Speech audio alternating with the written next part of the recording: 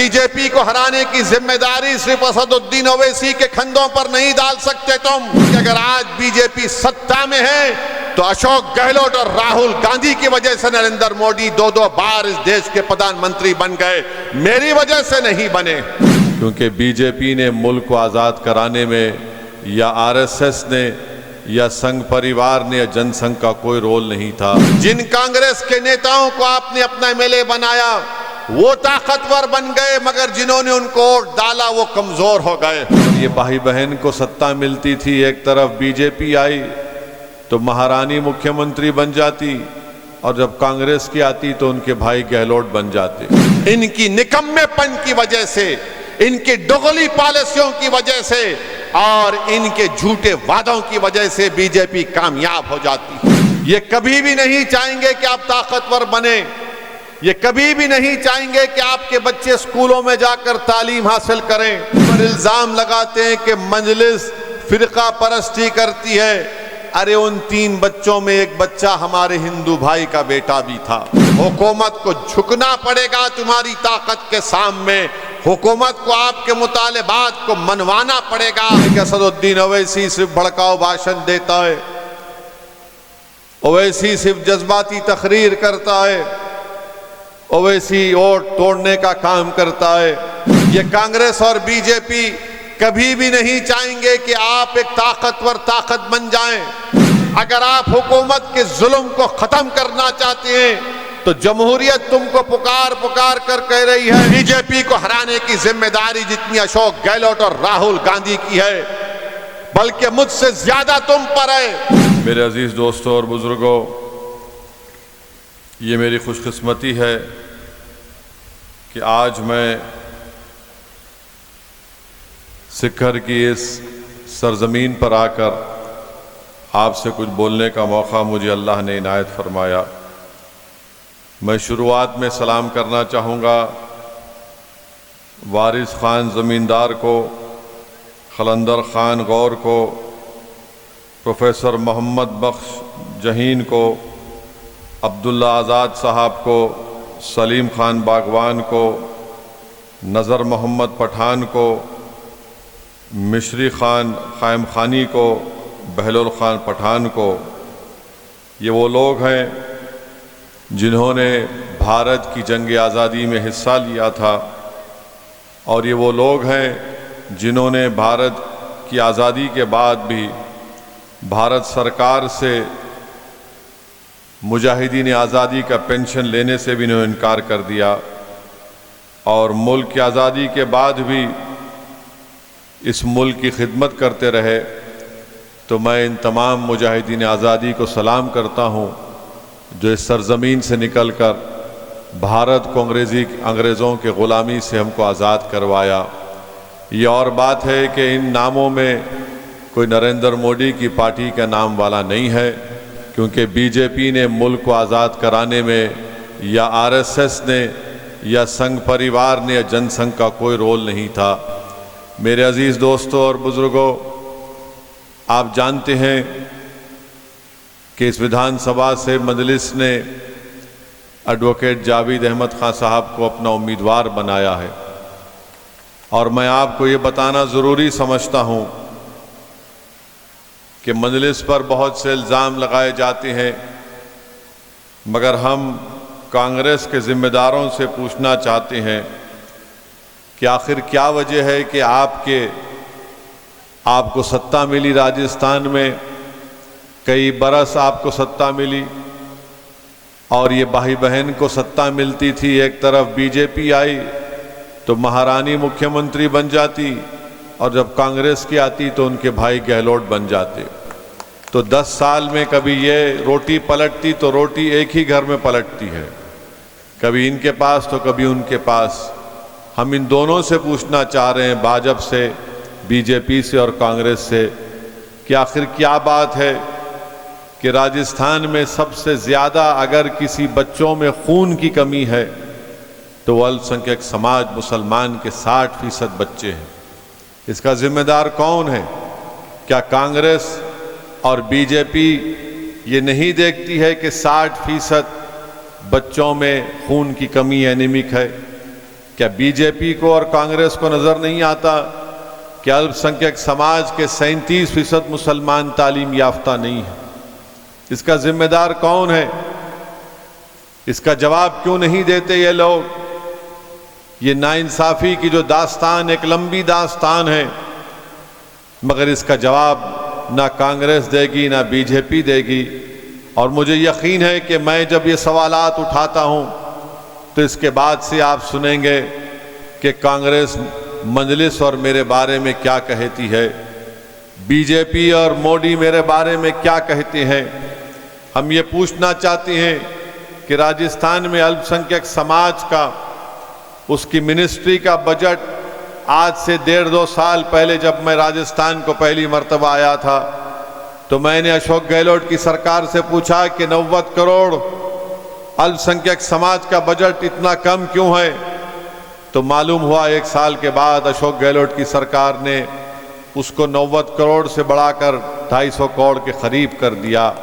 مگر میرے بھائی، ہم الیکشن نہیں لڑے تو اشوک گہلوٹ کام کرنا شروع کر دیے۔ اب آپ اندازہ لگاؤ کہ اگر جاوید کو آپ کامیاب کر کے اپنا ودھائک بنا کر راجستھان کی ویدھان سبھا میں بھیجائیں گے تو آپ کے کتنے مسائل حل ہوں گے۔ مگر جب الپ سنکھیک منسٹری کے بجٹ کی بات ہو رہی ہے تو میں تلنگانہ پردیش سے آتا ہوں، وہاں پر مجلس اتحاد المسلمین کے صرف 7 MLA ہیں، ودھائک ہیں، کوئی منتری نہیں ہے۔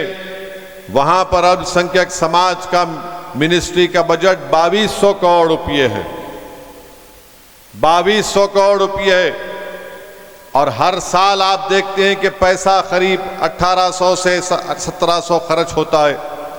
ہم نے کیا کیا؟ لوگ پوچھتے ہیں کہ اسد الدین اویسی صرف بھڑکاؤ بھاشن دیتا ہے، اویسی صرف جذباتی تقریر کرتا ہے، اویسی ووٹ توڑنے کا کام کرتا ہے۔ سن لو، جس پردیش سے میں آتا ہوں وہاں پر مجلس کے میری پارٹی کے 7 ودھائک ہیں۔ ہم نے منتری بننا قبول نہیں کیا، ہم نے یہ حکومت سے کہا کہ جس جنتا نے، جس عوام نے ہم پر بھروسہ کر کے ہم کو کامیاب کیا، آپ اس جنتا کے لیے کام کرو۔ آج مجلس اتحاد المسلمین کی نمائندگی پر تلنگانہ میں 1,30,000 مسلم سماج کے بچے اور بچیاں 6 کلاس سے 12ویں کلاس تک، 6 سے 12 تک فری میں پڑھتی ہیں گورنمنٹ کے ریزیڈینشل سکول میں۔ بیٹیوں کا سکول ہاسٹل الگ، لڑکوں کا سکول اور ان کا ہاسٹل الگ۔ 1,30,000 پڑھ رہے ہیں ابھی، اور پچھلے 9 سال میں 80,000 اس میں پاس کر کے نکل گئی ہیں۔ 80,000 یعنی 40,000 ہمارے بیٹے، 40,000 ہماری بیٹیاں 12th پاس کر کے نکل گئی ہیں۔ ہمارے ایک ودھائک کے کانسٹیٹنسی میں ایک سکول ہم نے کھلوایا گورنمنٹ سے آج سے 1.5 مہینہ پہلے۔ وہاں کے 3 بچے میرے پاس آئے اور آ کر مجھ سے کہا کہ اسد الدین اویسی، ہم نے آپ نے گورنمنٹ سے جو ریزیڈینشل سکول کھلایا، جونیئر کالج جس کو تبدیل کیا گیا تھا سکول سے، ہم نے یہاں سے تعلیم حاصل کی، ہم نے نیٹ کے ایگزام میں کوالیفائی ہوئے، اور ہم گورنمنٹ کے میڈیکل کالج میں ہم کو ایڈمیشن ملا ہے MBBS کی ڈگری کرنے کے لیے۔ وہ بچے میرے پاس آئے، 3 بچے آئے تھے، آ کر مجھ سے کہا کہ ہماری مدد کرو، ہم کو کتابیں خریدنا ہے میڈیسن کی، ڈاکٹری کی تعلیم کے لیے۔ تو مجلس نے اپنے فنڈ سے ان تینوں بچوں کو 1-1 لاکھ روپے چیک لکھ کر ان کو دیا کہ جاؤ اور اپنی میڈیسن کی تعلیم حاصل کرو، اور ہر سال مجلس کے دفتر میں آ کر تم اپنی کتابوں کے لیے، تمہاری تعلیم کے جاری رکھنے کے لیے مجلس تمہاری مدد کرے گی۔ اور جو لوگ مجلس پر الزام لگاتے ہیں کہ مجلس فرقہ پرستی کرتی ہے، ارے ان 3 بچوں میں ایک بچہ ہمارے ہندو بھائی کا بیٹا بھی تھا۔ جب وہ میرے پاس آیا ان بچوں کے ساتھ تو شرما رہا تھا، میں نے کہا اگر کروں گا تو تینوں کو کروں گا، اور اس بچے نے ان تینوں بچوں نے کہا کہ ایک کے پتا بنڈی پر ترکاری بیچتے ہیں، ایک آٹو چلاتے ہیں، اور ایک کا کوئی مزدوری کرتے ہیں۔ یہ کام مجلس کرتی ہے، کیا راجستھان میں یہ کام نہیں ہو سکتا ہے میرے بھائی؟ ضرور ہوگا، اس وقت ہوگا جب آپ متحدہ طور پر اپنے ووٹ کا استعمال کریں گے۔ یہ کانگریس اور بی جے پی کبھی بھی نہیں چاہیں گے کہ آپ ایک طاقتور طاقت بن جائیں، یہ کبھی نہیں چاہیں گے کہ آپ کے نمائندے کامیاب ہو کر ویدھان سبھا میں چلے جائیں، یہ کبھی بھی نہیں چاہیں گے کہ آپ طاقتور بنیں، یہ کبھی بھی نہیں چاہیں گے کہ آپ کے بچے اسکولوں میں جا کر تعلیم حاصل کریں، یہ کبھی بھی نہیں چاہیں گے کہ آپ کی اولاد ڈاکٹر بنے، کلکٹر بنے، یہ صرف یہی چاہیں گے کہ غربت کے اس سائیکل میں آپ اپنی زندگی اسی میں گزارتے رہیں، قصبہ پرسی کے عالم میں اپنی زندگی کو آپ گزار دیں۔ یاد رکھو، اگر آپ انصاف چاہتے ہیں، اگر آپ اپنا حق چاہتے ہیں، اگر آپ ناانصافی کا خاتمہ چاہتے ہیں، اگر آپ عزت کی زندگی گزارنا چاہتے ہیں، اگر آپ حکومت کے ظلم کو ختم کرنا چاہتے ہیں، تو جمہوریت تم کو پکار پکار کر کہہ رہی ہے کہ متحدہ طور پر اپنے ووٹ کا استعمال کرو، تاکہ بھارت کی جمہوریت مضبوط ہو، تاکہ راجستھان میں جمہوریت مضبوط ہو، تاکہ تمہاری آواز، تمہاری تکالیف کا ذکر راجستھان کی ویدھان سبھا میں جب ہوگا تو حکومت کو جھکنا پڑے گا تمہاری طاقت کے سامنے، حکومت کو آپ کے مطالبات کو منوانا پڑے گا۔ یہ کام مجلس نے کیا تلنگانہ میں۔ ارے یہاں پر آ کر معلوم ہوتا ہے کہ یہاں پر جو کانگریس کے موجودہ ودھائک ہیں، انہوں نے وقف سمپتی کو برباد کر کے رکھ دیا، وقف کی جائیدادوں کو برباد کر کے رکھ دیا۔ ارے جب ہم اپنے مکھیہ منتری سے 2 مہینے پہلے ملے، کئی باتیں ہوئی، ہم نے کہا کہ مکھیہ منتری صاحب حیدرآباد کے اطراف آپ ہم کو 100 ایکڑ قبرستان کی زمین دو گورنمنٹ کی۔ ہم نے 100 ایکڑ زمین گورنمنٹ سے آرڈر نکلوا لیا، 100 ایکڑ زمین قبرستان کو ہم کو حیدرآباد کے اطراف دی گئی۔ وہاں پر ہم نے وقف بورڈ کو کہا کہ اس کی حفاظت کرو۔ آپ بتائیے میرے بھائی، یہ ہوتی ہے سیاسی طاقت۔ جن کانگریس کے نیتاؤں کو آپ نے اپنا ایم ایل اے بنایا وہ طاقتور بن گئے، مگر جنہوں نے ان کو ووٹ ڈالا وہ کمزور ہو گئے۔ مجلس یہ کرتی ہے کہ جو ووٹ ڈالتا ہے اس کو طاقتور بناتی ہے، مجلس یہ کرتی ہے کہ جو کمزور ہوتا ہے وہ ہماری آنکھوں میں مضبوط ہوتا ہے، جو مظلوم ہوتا ہے اس کو اٹھانا مجلس کا مقصد ہے، جو بے زبان ہے اس کی آواز بن کر پارلیمنٹ اور ویدھان سبھا میں ہم لڑتے ہیں۔ یہ مجلس کا کام رہا ہے۔ اسی لیے ہم آپ سے اپیل کرنے آئے ہیں کہ اس ویدھان سبھا کے چناؤ جو 25 نومبر کے دن آپ کو متدان کرنا ہے، اپنے ووٹ کا استعمال کرنا ہے، دیکھ سمجھ کر اپنے ووٹ کا استعمال کریے۔